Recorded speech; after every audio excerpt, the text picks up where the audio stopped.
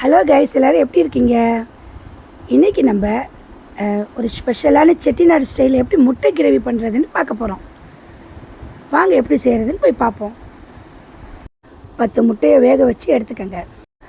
ஒரு பேனில் 3 table spoon எண்ணெய் ஊற்றுங்க. அதில் கொஞ்சம் சோம்பு போட்டுக்கோங்க, கொஞ்சம் சீரகம் போட்டு தாளிச்சிக்கோங்க. அப்புறம் நம்ம கட் பண்ணி வச்சுருக்க சின்ன வெங்காயம் ஒரு 5-6 சின்ன வெங்காயம், ஒரு பெரிய வெங்காயம் ஒரு 2 இந்த மாதிரி நைஸாக கட் பண்ணி அதில் போட்டு நல்லா வதக்குங்க. வதக்கணுன்னு ஒரு 5 ஊசி மிளகாய் கட் பண்ணி போடுங்க. போட்டு நல்லா வதக்கிட்டு கொஞ்சம் 2 தக்காளி பழத்தையும் கட் பண்ணி போடுங்க.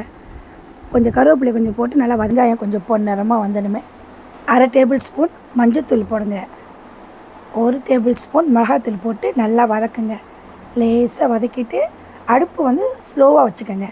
கொஞ்சம் தண்ணி ஊற்றி இந்த மசாலா வாடை போகிற வரையும் கொஞ்சம் வதக்குங்க. கொஞ்சம் தண்ணி ஊற்றிக்கங்க, ஆட் பண்ணிக்கிறலாம். தண்ணி பார்த்தாட்டி நீங்கள் தண்ணி ஆட் பண்ணிக்கிறலாம். கொஞ்சம் உப்பு போட்டுக்கோங்க.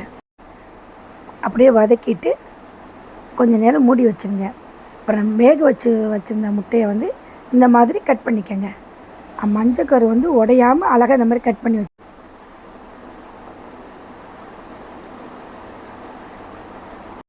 மிளகுத்தூள் 1 டேபிள் ஸ்பூன் போட்டுக்கோங்க. ஜீரகத்தூள் 1 டேபிள் ஸ்பூன் போட்டு நல்லா வதக்குங்க. அரைச்சி வச்ச இஞ்சி பூண்டு பேஸ்ட்டு 1 போட்டுக்கோங்க. போட்டு அதையும் நல்லா வதக்குங்க. நல்லா வதக்கி எடுத்துக்கோங்க. பாருங்கள் காய்ஸ், இந்த எண்ணெயெல்லாம் பாருங்கள் திரிஞ்சு வெளியில் வந்துருச்சு. வந்ததோட இந்த நம்ம கட் பண்ணி வச்சுருந்த இந்த முட்டையும் போட்டு நல்லா கிண்டி விடுங்க.